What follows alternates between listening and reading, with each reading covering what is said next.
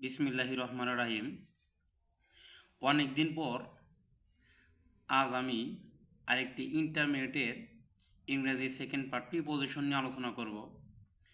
আশা করি সামনে যে এইচএসসির পরীক্ষা আছে তাদের সকল ছাত্রের জন্য অনেক উপকার আসবে।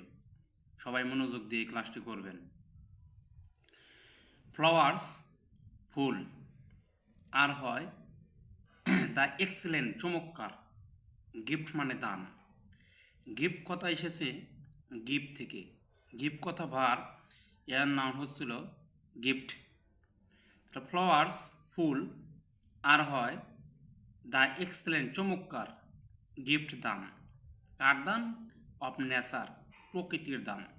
নেচার কথা abstract noun. They have existed, তারা টিকে আছে বা তারা বিদ্যমান আছে। কোথা আছে? ওয়ান দ্য আর্থ, পৃথিবীতে। ফর্ম থেকে, প্রি হিস্টোরিক, প্রাক ঐতিহাসিক টাইম, সময় থেকে। সিন্স থেকে, দেন তখন থেকে। দে হ্যাভ বিন ট্রিটেড, তাদের গণ্য করা হতো অ্যাজ হিসাবে। কী হিসাবে? দ্য স্যাম্বল, প্রতীক হিসাবে। কিসের প্রতীক? অফ বিউটি, সৌন্দর্যের প্রতীক। ইট ইজ, এটা হয় অ্যান, একটি আনডেনিয়েবল, অনস্বীকার্য, ফ্যাক্ট, সত্য, দ্যাট যে ফ্লাওয়ার্স ফুল আর ইউজড, ব্যবহার করা হয় ইন ভেরিয়াস, বিভিন্ন স্পেয়ার্স, ক্ষেত্রে। কোনো এ যদি মানের দরকার পড়ে, এ কথা ব্যবহার হলেই সেখানে প্রিপোজিশন ইন বসে।